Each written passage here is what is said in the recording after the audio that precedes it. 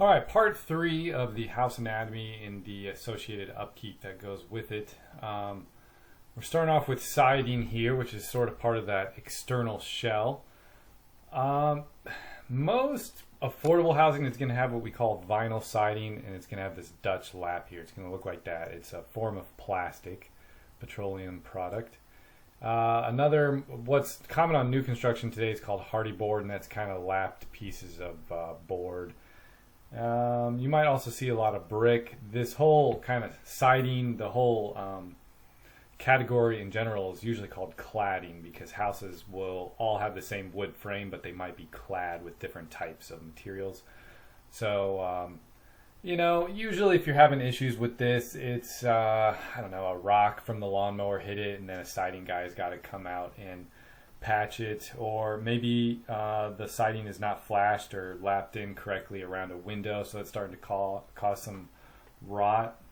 I'll say the main thing about siding is that its job is to keep water and the element out of and protect the house. So if there's holes or rot that's starting to let water into past the siding into the house, then that's a problem, and that should be addressed, because if that continues, it'll cause more and more damage. All right, next, gutters. Just like this photo here, water runs off the roof into the gutters and down the downspout and out and away from the house. That's what we want. We don't want it sitting next to that foundation. That's key. So that's the gutter's job. But behind the gutter is, this here is called the soffit, and then we got the fascia in the front.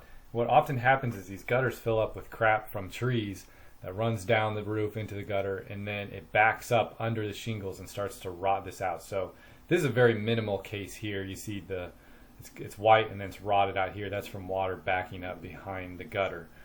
If it goes on for a while, it can really start to damage until the whole thing's falling apart. So that's the main thing to watch out with maintenance. I mean, this is very common. Getting water away from the foundation, as I said, is important. So this here is a gutter extension, downspout extension. So that'll keep water away from the foundation. You usually want the ground to be graded downwardly away from the foundation, and this will take water away.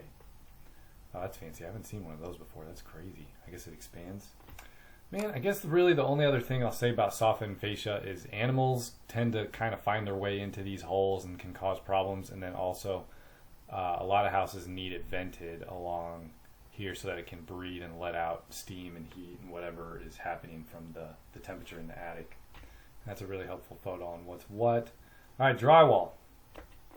Drywall in and of itself usually does not need repair or have issues. It's more a result of something else having a problem. So if there's a leak in the bathtub upstairs, it'll rot out the drywall, and then it has to be replaced. The ceiling drywall of the floor below it, will be rotted out and need to be replaced.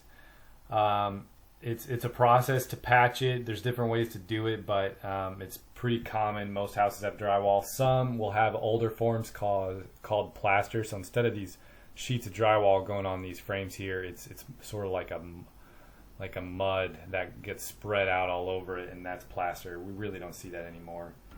So generally, if you're repairing drywall, repair whatever caused the damage to the drywall first, and then fix the drywall. And you'll usually have to paint it after you patch the drywall. A basic Google search will show the steps to patching drywall. The main thing is, when it's done, it should look perfectly smooth if it's done by somebody who's good at it. You shouldn't see any tape lines, anything like that. Oh, one thing about paint, there's different types of sheens, which I discuss here. The higher the sheen, the more expensive the paint is, and the shinier the paint is after it dries. And it also makes it a lot easier to clean. So in rentals and any house that you care about, really, go for a higher sheen, at least eggshell. Unless it's just a super low-end rental, then you can use flat, and you just plan on repainting it every time somebody moves out. Oh, and also about paint, if you run into a stain, sometimes you have to use what's called an oil-based paint. Kills is the leading brand. It's oil-based. It'll cover over stains and drywall, because stains have a way of soaking through a coat of paint, and then you see it again a couple months later. So if it's a strong stain or it's a smoky smell or whatever, you just gotta coat it in this stuff. Then you paint it the final color, whatever you want, gray, white, beige. All right, so interior finish carpentry is going to be that trim you see around doors, windows. Expensive houses will have more ornate trim. Like, see, this house here has, like, the side lights on either side of the door, and then it's got this big ornate design around here. Really, when it comes to maintenance with the home, there's not really any maintenance with trim. It's just that if it gets kicked or beat up or split, then you just staple on some new trim and paint it. Another thing is if something damages it, or something gets damaged near it, or you're replacing a window, you fix everything and then you pop the trim on last, pretty much, even after paint sometimes. Although usually you'll put on trim and then paint both. But really not much to the maintenance side of it and upkeep. Similar boat with finished flooring. So I'll talk a little bit about types of flooring, but it's the same boat as trim. If the flooring gets damaged, it's because something else is wrong in the house, so you have to fix that, and then you can replace the floors or patch the floors. Now, about types of floors, most houses, as far as maintenance is concerned, you're going to have hardwood, which is what this guy is installing. This is real wood. It gets sanded down by a grinder, and then it can get soaked with stain, and then a coat of poly goes on top of that, and that provides sort of that thin, transparent layer of protection. So that needs to be done every 40 years or so. It lasts a pretty long time. A new type of flooring is called luxury vinyl plank. It's sort of a plastic thing. It can interlock together. It's called a floating floor because it's not adhered to the floor. It just locks to itself and sits on top of the floor.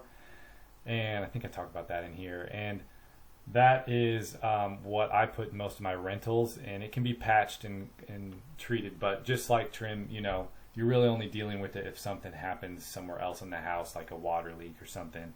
Or if a tenant just has furniture that destroys it, you might patch a section.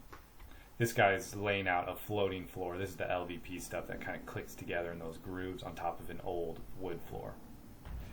So that's it on the crash course. Hopefully that gives you kind of an overall view of how houses work. So when you're dealing with maintenance and upkeep of a home, you can kind of know what you're getting into. And when the contractor says it needs a P-trap, or a supply line is leaking, you kind of know what he's talking about now. You may not be able to fix it yourself, but at least you understand the essence of what he's saying.